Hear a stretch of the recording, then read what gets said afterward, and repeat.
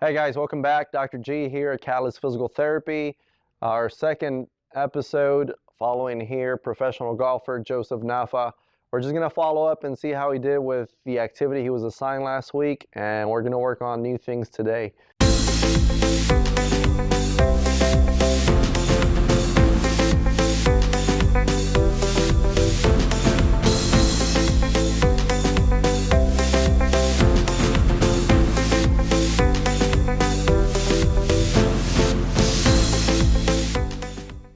How was the activity?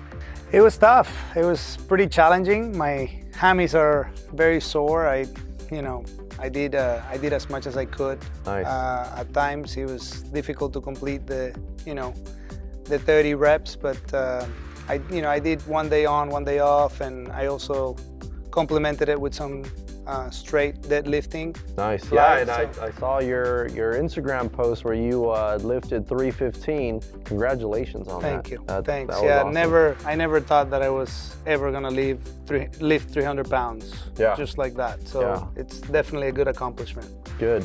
So with the activity that he did, it's to be expected for him to have some difficulty with it, for him to be sore from it. These are muscles that have not been utilized in a long time, so retraining them, it'll get to a point where it's easy for him and we would have to find something new. Last week we also talked about how his shoulders were bothering him.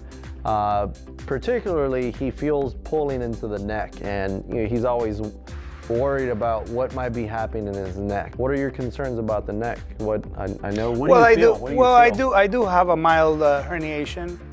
We know that, very mild in the neck, which is somewhat common with a heavy injury in the lumbar part. Through time, it'll actually catch up if you don't protect it well enough.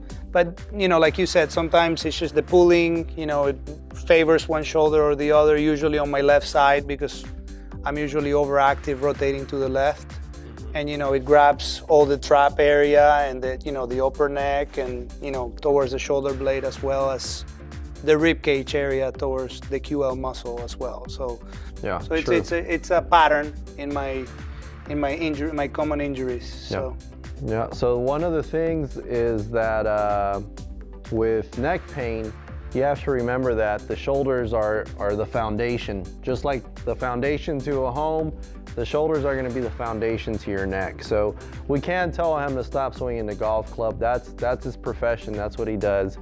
So go ahead and turn around for me there, Joseph. So right here with the shoulder blades, right, they're in the right position. If I look at it, I'm going to swing around this way. So right here we have the inferior angle of the shoulder blade. I'm going to trace up this way. Here's the superior angle of the shoulder blade, right? So, and then I'm going to trace it out this way. There's his supraspinatus, there's the infraspinatus. Any of those guys sore through there? No? Not on the right side. Okay, so with that being said, I'm going to look for T2. I want to see where his shoulder blades sit relative to the thoracic spine. So I like to use either my index finger or my middle finger, and I'm going to find C6 of the cervical spine.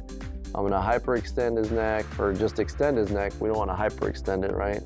That would be bad. So when you're on C6, when the spinous process disappears. From that, I'm going to move to C7, T1, T2. So from T2, right, what the textbooks say is that at T2, I should be able to draw a line out to the side and I should meet the shoulder blade. Well, here's the top of the shoulder blade. He's one level below, which isn't bad, right? We have one level below, so what that means is we need more upper trap, right?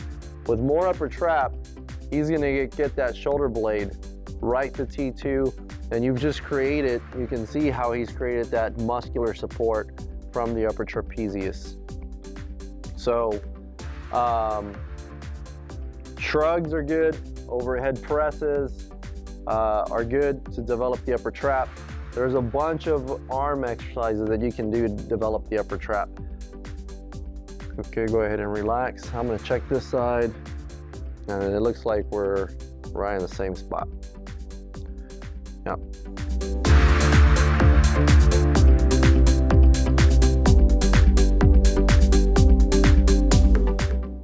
Yeah, so 1 level below. And then we want to be 2 inches away from the spine. That way we know we have the right rhomboid and middle trap. So he's a little close. So he's got some tightness in between the shoulder blades. Okay, so nothing wrong with that. It's just a little overdeveloped. So we can correct that just by, again, building more upper trap, because when you build the upper trap, it's gonna actually upwardly rotate the shoulder blade just a tad, and that'll put them right at 2 inches away from the middle of the back. Okay, let me see you lift your arms up for me there. Okay, good. Bring them back down. And right now what I'm looking for is I'm looking for the rhythm of the shoulder blades. There should be a 2-to-1. So there should be a 2-to-1 ratio between the humerus and the shoulder blade. So when I get to 60 here, the shoulder blade should be at 30 degrees there, right? So, and that's moving nicely. It's not kicking out early. It's not kicking out late. It's not late. It's not lagging behind, or it's not kicking in early. Go ahead and lift both of those again. I'm gonna feel both of the shoulder blades all the way overhead. Good, not too bad. Now, the shoulder blades do go a little bit beyond the mid-axillary line. With that, there might be some tightness between the teres major muscle and the humerus. Teres major works just like the lat. Go ahead and lower them, and it pulls your arms back, right? So nothing some good scapular control exercises won't correct. All right. Go ahead and lie on your back. Let me check those hamstrings. Let's see how they're feeling.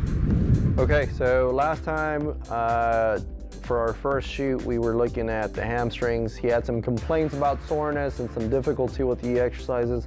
What I want to see is if there's been any sort of muscle activation between the lateral and the medial hamstrings. So I'm going to check that right now, right? So I'm going to bend his knees. We're going to take him to a 90-90. And I just want to get a feel for what the hammies are doing, for the hamstrings. Not bad. You know, they're not short or tight. They're a little stiff, but other than that, but he did say he was sore. The guy just did a lot of barbell work, so. Now I'm going to check the internal rotation of the hip just by doing a log roll. Turn onto your tummy. But what we saw last time, we saw a good difference between the left and the right thigh as far as girth, right? So I might be a little biased. I don't know if you guys want to get a close-up on this, but these actually look like they're a little more equal.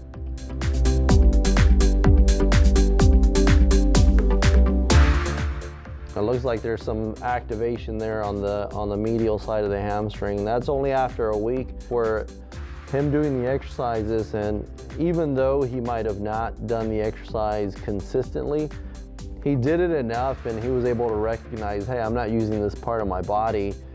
Let me try and use it, or let me try to activate it during some of my regular workouts. All right, so tender on the inside of the hamstrings, right? Yeah. Perfect. So he's tender on the inside of the hamstrings. He's utilizing the hamstrings during his workout. Mission accomplished for me. What we need to find out for him later on is when he goes out and he starts hitting those golf balls, he's gonna be able to tell us, hey, you know what? I feel like I have more rotation through my hip. So with that being said, let's move on to the shoulders for today's treatment. Okay, come on up. So today we're gonna use a 30-pound resistance band with Joseph. I'm gonna show him 4 exercises. These exercises are just intended for him to find his shoulder blades. That's it. That's all they're intended for. So hopefully when he goes back to working out, whether it's bench press, push-ups, power clean, overhead squats, he can control where his shoulder blades are in space relative to his torso. So what I'm gonna ask him to do is I'm gonna ask him to wrap that around him, and he's gonna have a seat on that bench. We wanna do these on an incline bench, okay? Now the reason for the incline bench is it puts you at an angle where it allows you to feel the shoulder blades, and the shoulder blades have to work. So that's perfect right there. Okay, so I want you to assume the position. There you go. Now, what we're gonna do is we're actually gonna press this way. And what I want you to do is when you pull those hands down towards you, I want you to squeeze your shoulder blades and lift your chest up towards, there you go. Now right there, he's engaging the shoulder blades, he's retracting them.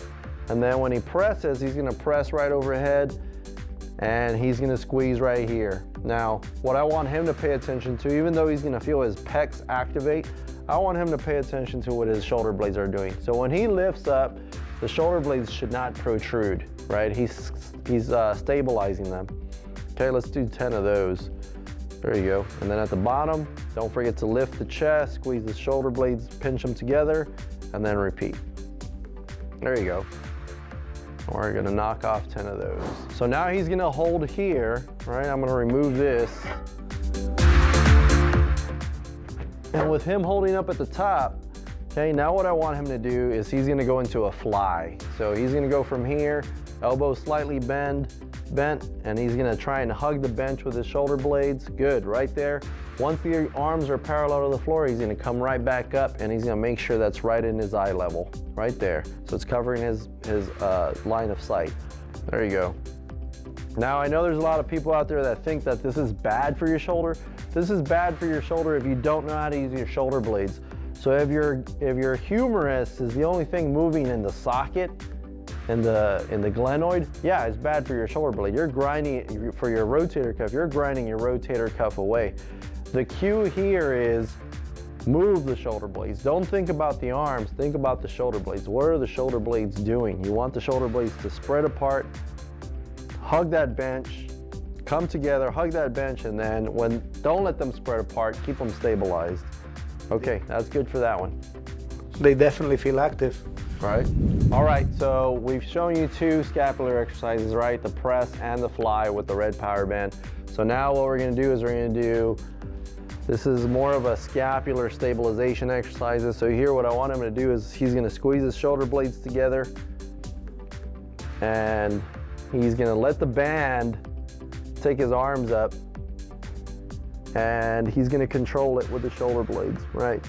You know you're in the right spot when that arm reaches the side of your head. Okay, now no hyperextension through the lower back, so that requires some core activation, and he's gonna pull it right down in front of him. Okay, you're gonna feel the shoulder blade muscles working really hard there. Okay, specifically serratus anterior.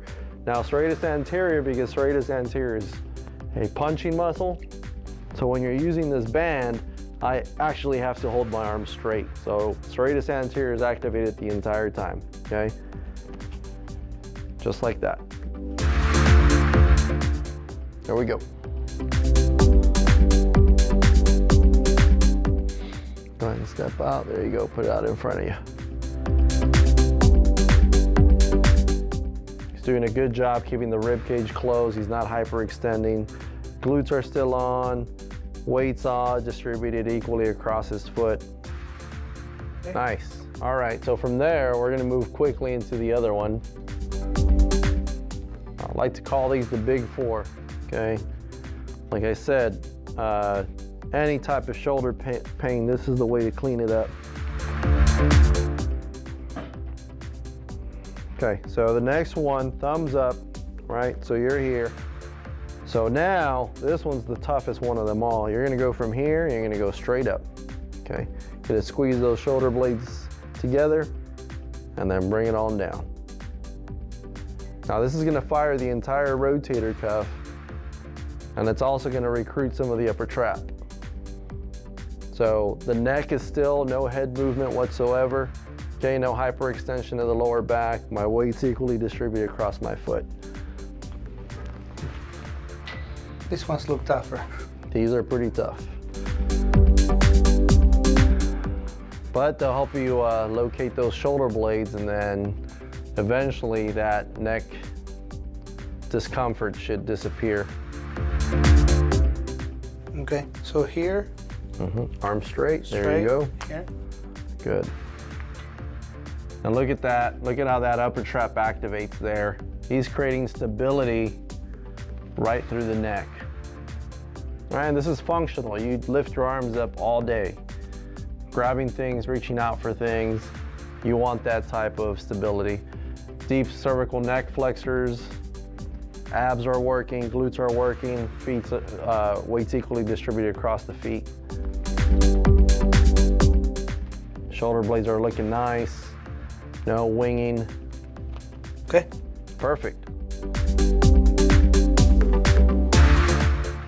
All right. All right, so that's everything for today. So with these 2 sessions, what we're looking at, right, the whole picture here is we want to know how Joseph's feeling out on the course. So he's got a couple of tournaments coming up, and he can utilize these activities to keep these muscles active when he doesn't have the weight room around. So where are you headed next week? Yeah, I'm heading to a town, Lufkin. It's close to Houston, to play the Adams Tour, and then I'll take a week off, and then I'll come home for a week, and then I'll go to Mexico to play in the Mexican League. So it's going to be kind of back-to-back weeks with one in the middle. What I do like about these exercises is that they're so practical that you can definitely take them on the road and do them in the hotel room. Yeah. When you're warming up, before you start, your daily routine. Good, good. Is there a way for us to follow you, either online or? Yeah, my Instagram account, Naffah J. You can look. I try and post as much as I can there of my golf ventures, and okay. But yeah, the websites too, the websites of the leagues that I play in. Okay.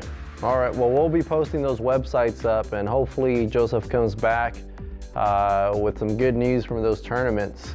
Hey guys, since Jorge left, I'm here with our friend Seymour. He unfortunately lost an arm, but he's looking better than ever, man. I wish I had his bones. He looks a lot healthier than me. But it was fun filming today. Please don't forget to follow us and subscribe to the Catalyst PTSA channel. Until next time.